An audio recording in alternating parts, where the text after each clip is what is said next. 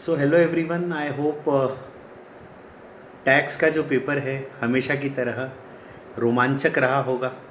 और जहाँ तक इनकम टैक्स की बात आती है, मैं आपको जेन्युइनली बताता हूँ, पेपर बहुत इजी था मेरे हिसाब से। मैं मतलब मेरे हिसाब से नहीं कह रहा हूँ, इन जनरल बता रहा हूँ कि पेपर रिलेटिवली जिस कॉम्प्लिकेशन का आता है उस हिसाब से काफ़ी इजी था।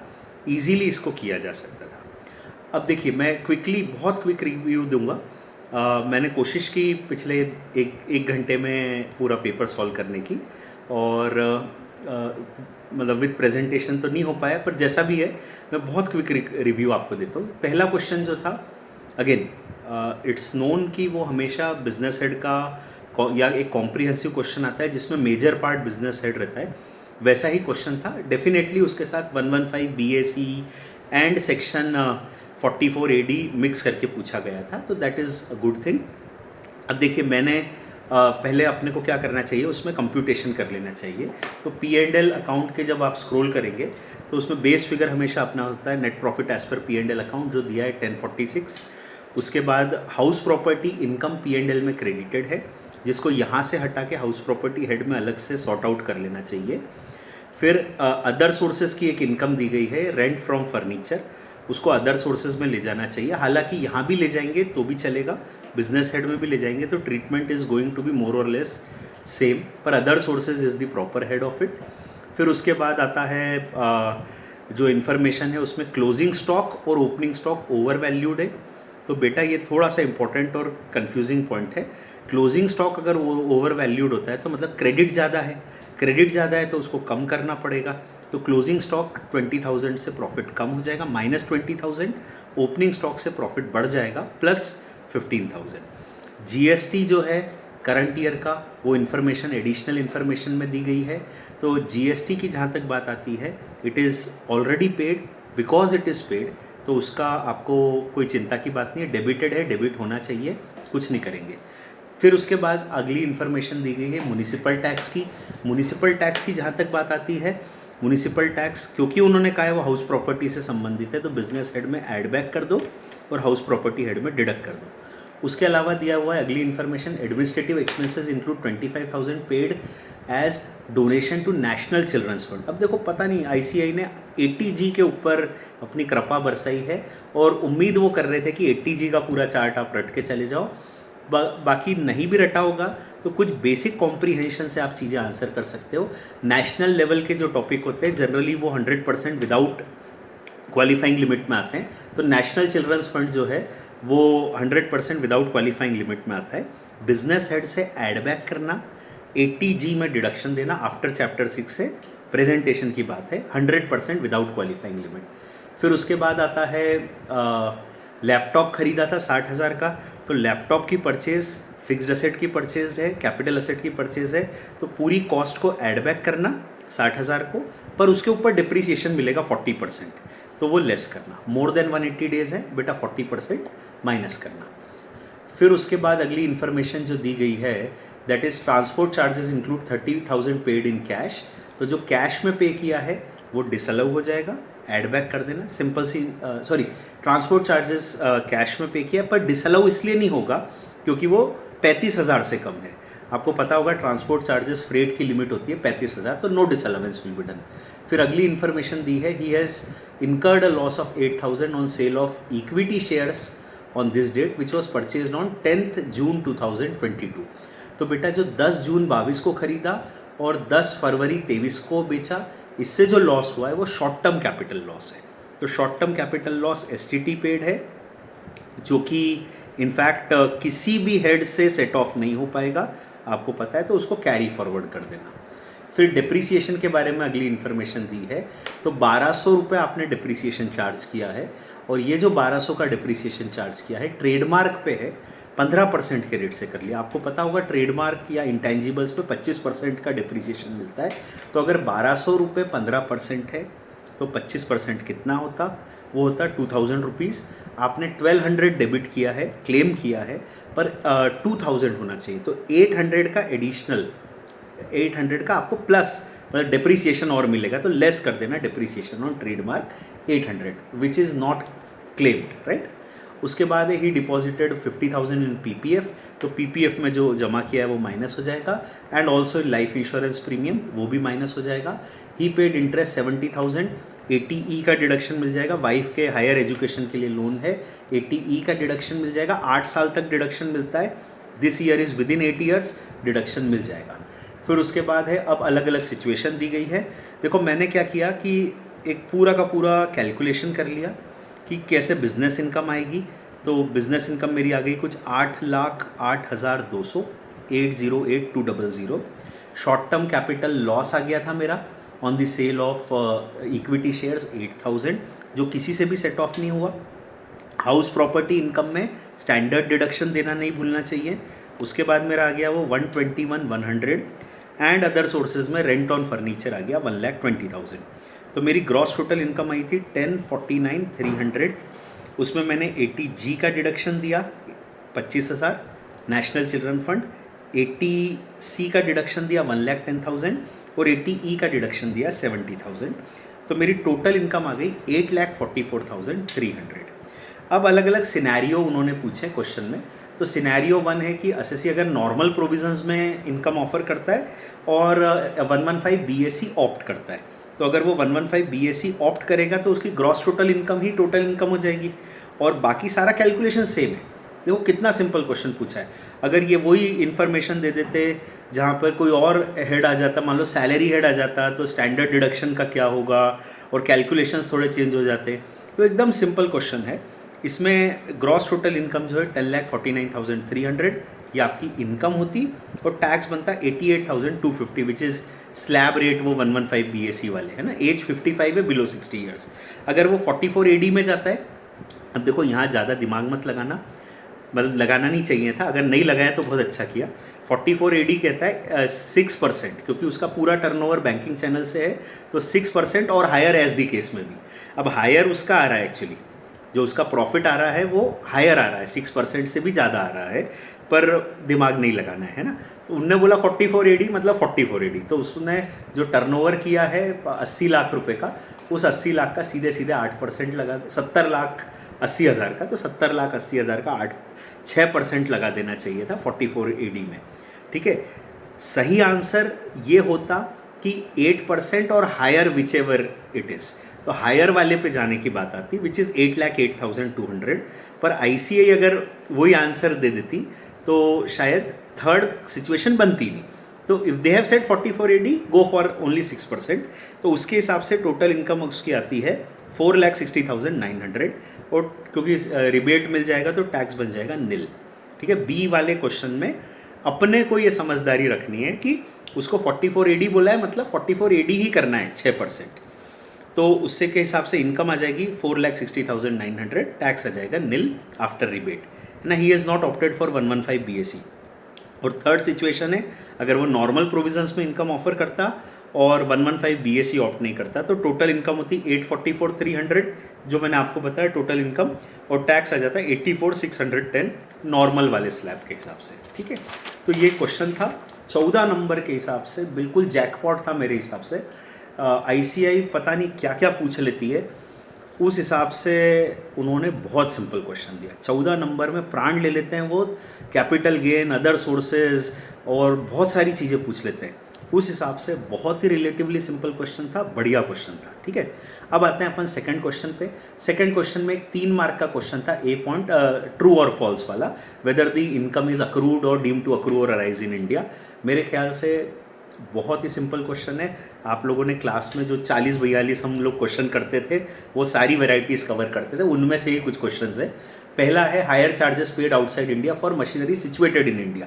देखिए, rental income is always other income, other income is accrued in India if the asset is situated in India, तो अक्रूड इन इंडिया। दूसरा पॉइंट है income of a non resident non citizen from shooting a cinema in India, तो merely by shooting a cinema in India income does not accrue in India unless it is shown in India, to the extent it is shown in India, to the extent it is telecasted, broadcasted in India, to that extent income would be accrued in India.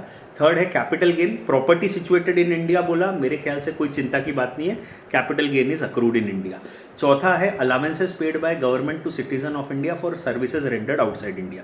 Salary of a citizen of India paid by government is accrued in India, पर उसके allowances और perquisites exempt होते हैं section 10 subsection 7 में, तो allowances are exempt. फिर है past foreign profit, तो पास्ट वाला जो फॉरेन प्रॉफिट है अनटैक्स भी हो, किसी और साल का होगा, इस साल की इनकम नहीं है, it's a mere remittance this year, तो it's not income in India, not taxable in India, accrual की बात नहीं है, नॉट टैक्सेबल.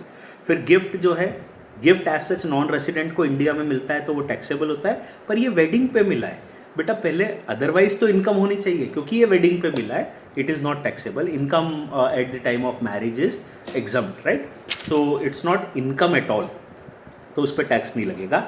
ये पॉइंट थोड़ा सा ट्रिकी था कि इनकम ही नहीं है तो टैक्स कैसे लगेगा. अक्रूवल की बात इररेलेवेंट है क्योंकि वो टैक्स नहीं लगेगा. अक्रूड इन इंडिया है पर टैक्सेबल नहीं है. फिर अगली बात आती है मिस्टर संजय हैज़, ये बी पॉइंट है, इसमें उन्होंने बताया है कि एसएससी की टोटल इनकम निकालनी है संजय की फॉर द प्रीवियस ईयर 22-23. अब इसमें उन्होंने दो सिनेरियो दिए हैं, non resident and not ordinary resident. सड़ा सा क्वेश्चन है. Income from England development bonds जितना रिसीव्ड इन इंडिया है उतना टैक्सेबल है, नॉन रेसिडेंट हो या not ordinary resident, assuming that the bonds are outside India. Interest from a non resident, वो क्योंकि he is using the money in India, income is accrued in India, दोनों scenario में it is taxable in India. Royalty income क्योंकि it is used outside India, not accrued in India. चौथे ही point में उनने non resident और not ordinary resident का differentiation किया है. Income outside India from a business controlled in India, तो जो बिजनेस कंट्रोल्ड इन इंडिया है वो वाली इनकम नॉट ऑर्डिनरी रेसिडेंट को टैक्सेबल हो जाएगी, पर अगर नॉन रेसिडेंट है तो वो टैक्सेबल नहीं होगी. रिसीव्ड इन इंडिया है तो टैक्सेबल हो सकती है. तो यहाँ पे नॉट ऑर्डिनरी रेसिडेंट के केस में 25,000 is something which is taxable in India, और अगर नॉन रेसिडेंट है तो 15,000 इज टैक्सेबल, क्योंकि that much is received in India.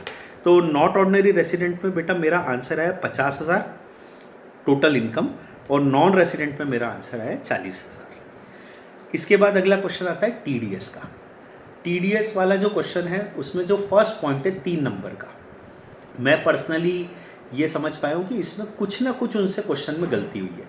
देखो, उनने पूछा है assessment year 23-24, previous year 22-23. Previous year 22-23 के लिए जो डेटा दिया है उन्होंने, उस डेटा पे ध्यान दो. Previous year 22-23, assessment year 23-24. अब इसमें क्या इन्फॉर्मेशन एक बार पढ़ लेते हैं. If there is some error अपन ढूंढते हैं. XYZ a partnership firm is in the retail business of buying fabric regularly for from ABC. तो अपना एसएससी है XYZ, ये फैब्रिक खरीद रहे ABC. देखो बेटा क्वेश्चन 194 क्यू का है, क्योंकि परचेज पे TDS 194 क्यू में होता है. अब यहाँ पे जो इन्फॉर्मेशन आगे दी है वो दी है कि उनने पेमेंट कैसे कैसे किया. 40 लाख, 20 लाख, 12 लाख, टोटल 50 लाख से ज़्यादा पेमेंट है. तो जब 50 लाख से ज़्यादा होगा तब TDS की ऑब्लिगेशन आएगी, अगर आती है तो. XYZ इनका डिडक्टर का पेयर का टर्नओवर दिया है 21-22 का. ओके, नहीं सही है information, I missed it out. 21-22 preceding year का टर्नओवर जो दिया है वो दिया है, ओ yes, the information is wrong. देखिए, असेसमेंट ईयर उनने पूछा है बेटा 23-24, प्रीवियस ईयर 22-23. अब प्रीवियस ईयर 22-23 के लिए हमको देखना पड़ेगा टर्नओवर ऑफ प्रीवियस ईयर 21-22. तो 21-22 का, ओके नहीं राइट है, 21-22 का जो टर्नओवर है वो दिया है 12 करोड़. तो TDS काटने की बेटा ऑब्लिगेशन आती है. करंट ईयर का टर्नओवर नहीं देखेंगे, हम देखेंगे प्रीसीडिंग ईयर का. 21-22 का टर्नओवर जो है 10 करोड़ से ज़्यादा है तो TDS काटना है. I had some error in missed it out, तो अब मैं सही कह देता हूँ. 21-22 का टर्नओवर 10 करोड़ से ज़्यादा है, XYZ को TDS काटना है ऑन दी परचेज, पर तभी जब ये 50 लाख से एक्सीड हुआ. तो 2 जुलाई को जब ये पेमेंट 20 लाख का किया गया तो उसमें 10 लाख पे 0.1% की रेट पे TDS काटना है, और 4 अगस्त को जब 12 लाख का पेमेंट किया गया तो उस पर 0.1% की रेट पे TDS काटना है. करंट ईयर 22-23 का टर्नओवर क्या है ये इरेलेवेंट है. ABC का टर्नओवर क्या है ये बहुत ज़्यादा रेलेवेंट नहीं है. हालांकि 206C1H के लिए ये रेलेवेंट हो सकता था कि कहीं TCS की ऑब्लिगेशन तो नहीं है, हालांकि वो नहीं है because the turnover is not more than 10 crore. Will your answer be same if the gross turnover of XYZ during the financial year 21-22 includes 4 crore towards supply of material for charitable purposes? तो देखिए turnover में अगर charitable purposes वाला material था तो भी वो turnover में काउंट होता है, ऐसा बोर्ड का सर्कुलर है. You have to see the turnover, ठीक है. So the turnover is important, that is what I recall, मोटा मोटा जो मुझे याद आ रहा है. फिर उसके बाद सेकेंड पॉइंट है MJ, a part-time director of ABZ Private Limited was paid an amount of 2,40,000 as commission. ये तो थोड़ा सा क्वेश्चन है. कमीशन पे 194J में TDS होगा, डायरेक्टर्स रेम्यूनरेशन है वो. Any remuneration commission etcetera to director जिसको सैलरी नहीं मिल रही है तो उस पर 194J में TDS होगा. J में 10% की रेट पे TDS होगा, है ना. तो 10% TDS करना है बेटा. गलत ये कई लोग कर सकते हैं कि 194H लगा सकते हैं कि ये तो कमीशन है, तो कमीशन नहीं है ये, डायरेक्टर रेम्यूनरेशन कमीशन पे 194J लगता है. फिर अगला पॉइंट आता है 194P. 194P इसमें इन्वॉल्व है. अब इसमें क्या है कि ओल्ड एजेड पर्सन है, 75 ईयर्स या उससे ज़्यादा की एज के हैं, स्पेसिफाइड बैंक से उनको इनकम हो रही है प्लस पेंशन हो रही है, तो इन दोनों के ऊपर मिला के बैंक की जिम्मेदारी है 194P में TDS काटे. तो देखिए बैंक उनको क्या क्या दे रही है या क्या क्या उनके बैंक में आ रहा है. एक तो पेंशन आ रही है, पेंशन आ रही है 72,000 पर मंथ इंटू 12 करना, स्टैंडर्ड डिडक्शन माइनस करना मत भूलना. तो स्टैंडर्ड डिडक्शन है माइनस करने के बाद 8,14,000, 814,000. Interest on saving bank account और इंटरेस्ट ऑन FD. FD में बेटा आपको 9 महीने का इंटरेस्ट कैलकुलेट करना पड़ेगा. तो FD और सेविंग बैंक का इंटरेस्ट मिलाना, उसमें 50,000 का 80 TTB का डिडक्शन देना, तो 17,500 टैक्सेबल आ रहा है. 8,14,000 प्लस 17,500, 8,31,500 मेरी इनकम आ रही है. इस पे बैंक को TDS काटना है. एज है 86, तो वो वाला रेट लगाएंगे. क्वेश्चन में क्लियरली लिखा है 115 BAC में नहीं जा रहे, तो टैक्स मेरे ख्याल से आ रहा है 68,950. तो बैंक हैज़ टू डिडक्ट 68,950, है ना. 5 लाख का बेसिक एग्जाम्पशन लेना, तो उस हिसाब से टैक्स निकाला, इतना TDS बैंक को काटना है. फिर अगला आता है mister Aryan. Mister Aryan, a resident individual aged 58 years sells unlisted shares in a private limited company for 10 lakhs. तो बेटा ये कैपिटल गेन का क्वेश्चन है. अनलिस्टेड शेयर बेचे हैं, 24 महीने से ज़्यादा का होल्डिंग पीरियड है. Sale consideration 10 lakh, cost of acquisition question में दिए 2 लाख, इंडेक्सेशन के फिगर्स दिए हैं, तो इंडेक्स कॉस्ट आ जाएगी 331. वो करने के बाद एक्सपेंसेस ऑफ ट्रांसफ़र 2 लाख दिए हैं, तो लॉन्ग टर्म कैपिटल गेन आ जाएगा 6,67,000.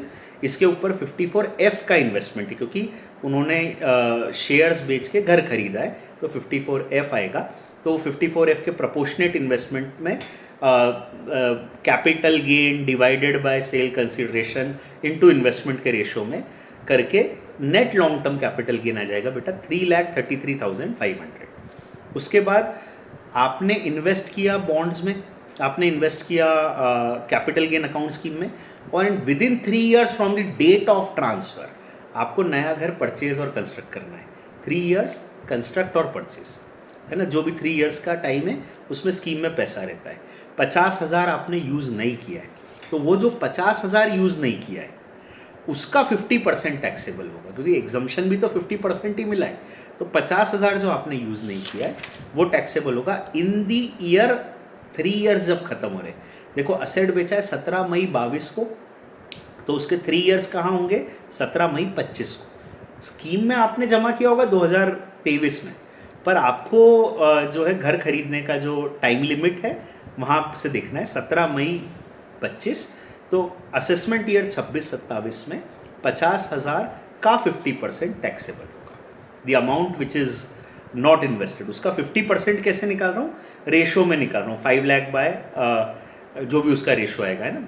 Rather it should come not 50%, 667 divided by 10 lakhs, उस रेशो में ये टैक्सेबल होगा. तो मैं कैलकुलेटर पे एक बार कर लेता हूँ. 50,000 divided by sale consideration 10 lakhs into 6,67,000 capital gain, इस रेशो में बेटा ये टैक्सेबल होगा. 33,350 टैक्सेबल होगा इन द ईयर असेसमेंट ईयर 26-27. इसके बाद अगला जो क्वेश्चन दिया है, अच्छा क्वेश्चन दिया है, ये थोड़ा सा टिपिकल क्वेश्चन है। इसमें उन्होंने एक तो लीव एनकैशमेंट का पॉइंट पूछा है, एक ग्रेचुटी का पॉइंट पूछा है ना, नीलिमा वाला क्वेश्चन। उसके अलावा बेसिक सैलरी, यूआरपीएफ, मतलब एक जंबल ऑफ थिंग्स पूछी है। तो देखिए लीव एनकैशमेंट की जहाँ तक बात आती है, ऑलरेडी वो लीव एनकैशमेंट का एग्जम्पशन ले चुकी हैं 59,000।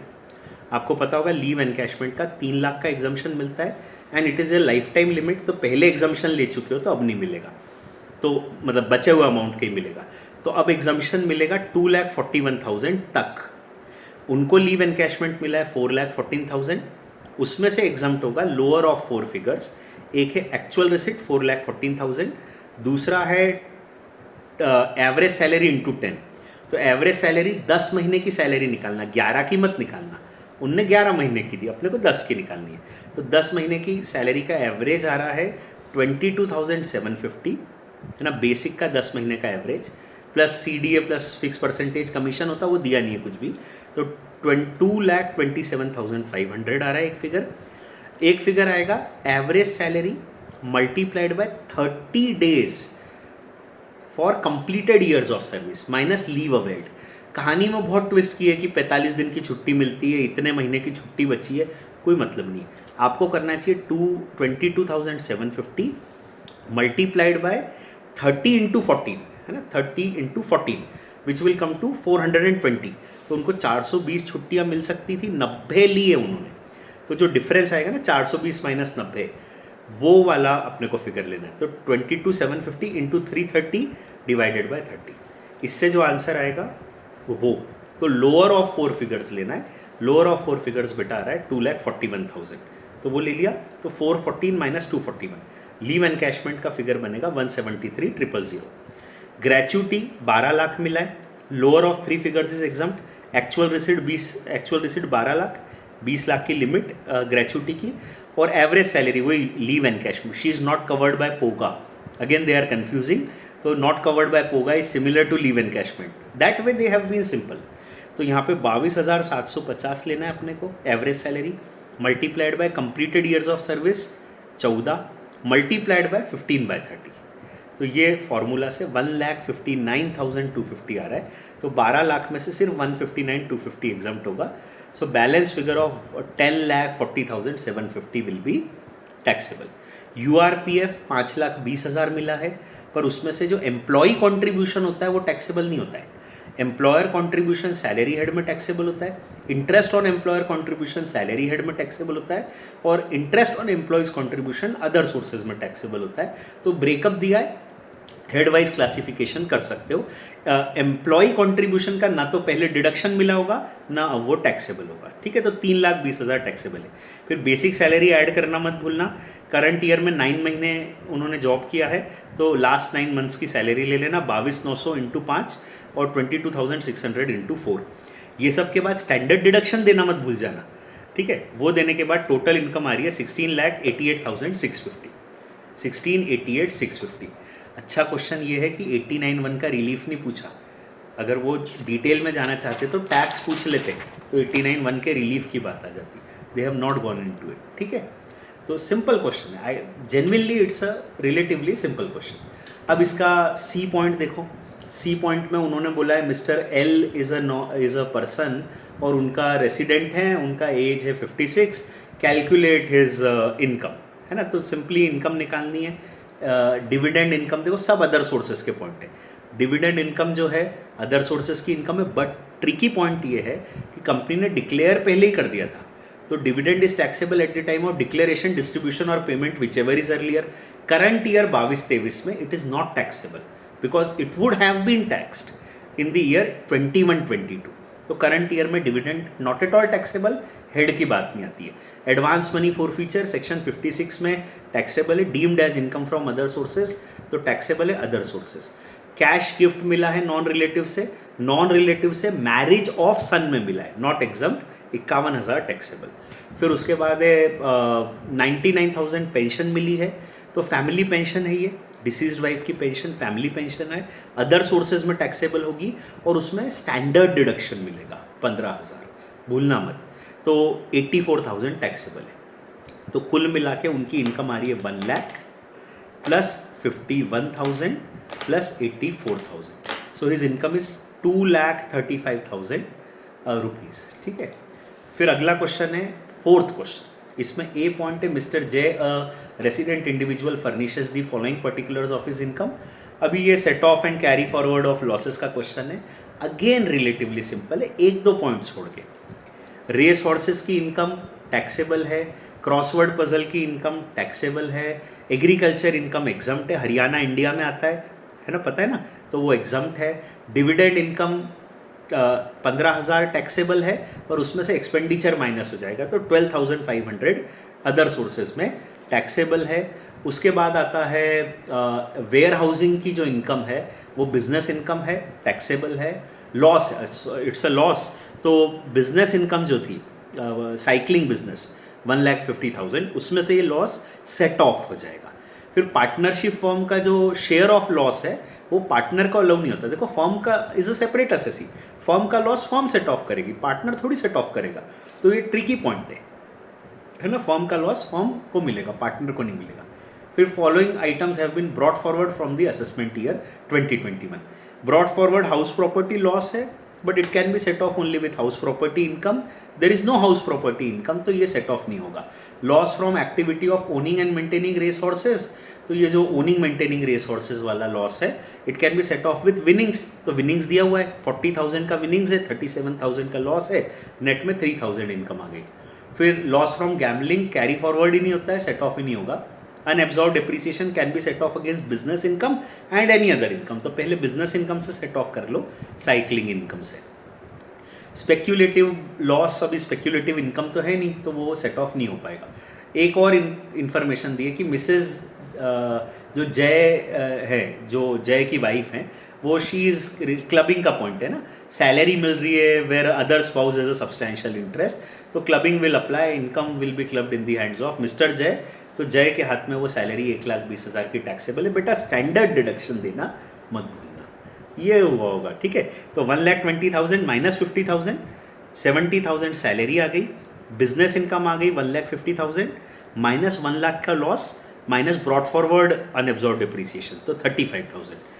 Dividend income 12,500 after expenditure, puzzle वाली इनकम 30,000, रेस हॉर्सेस वाली इनकम 3,000, तो total 1,50,500. That is the income of assessee. Ignore 115 BAC, we have ignored it. फिर उसके बाद अगला क्वेश्चन आता है B point, mister Suraj an Indian citizen gives the following information. अभी आपको सिर्फ 80G का डिडक्शन निकालना है. उनने बोर जो जानकारी दी है ना वो सब फालतू है. अब 80G के लिए ध्यान दो कि इनकम फ्रॉम प्रोफेशन टैक्सेबल है और उस पर 80G भी मिलता है.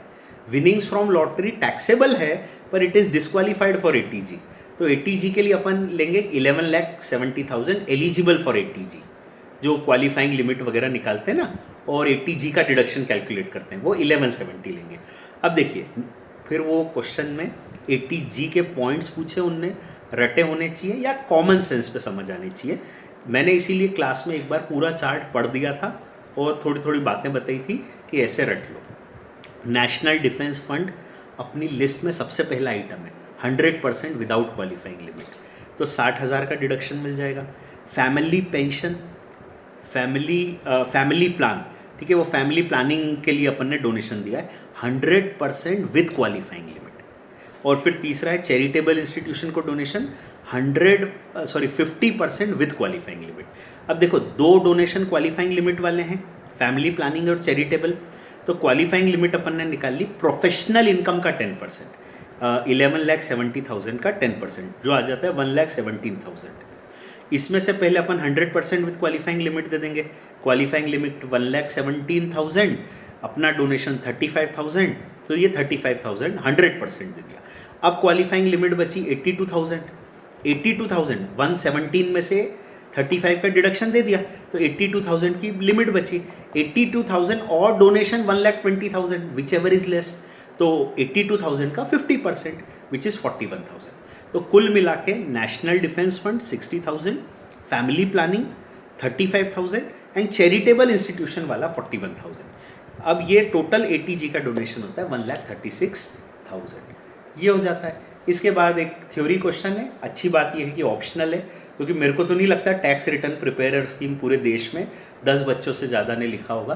तो टैक्स रिटर्न प्रिपेयर स्कीम में अपन क्लास में नहीं पढ़ते इन ऑल फेयरनेस, तो वो आप छोड़ सकते थे। और जो दूसरा पॉइंट है टैक्स ओवरसीज रेमिटेंस पे टैक्स कलेक्शन, तो वो आप TCS के प्रोविजन से क्लियरली देख सकते हैं। ओवरसीज रेमिटेंसेस पे 7 लाख से ऊपर के जो रेमिटेंसेस होते हैं लिबरलाइज्ड स्कीम के अंतर्गत, उस पर TCS होता है। फिर एजुकेशन में कुछ और क्राइटेरिया है, रेट ऑफ टैक्स अलग है, तो वो सारा आप उसके अंतर्गत लिख सकते थे। So as such it was an easy paper मेरे ख्याल से। तो कंपैरेटिवली सबसे इजी था पिछले 3-4 अटेम्प्ट में। और अब इस बात को इग्नोर करो, और अगर आप सेकेंड ग्रुप का तैयारी कर रहे हो, focus on the second group. और अगर आपका एग्ज़ाम हो गई तो मज़ा करो, अब रिज़ल्ट तो जो आना है वो आएगा। All the very best, thank you very much.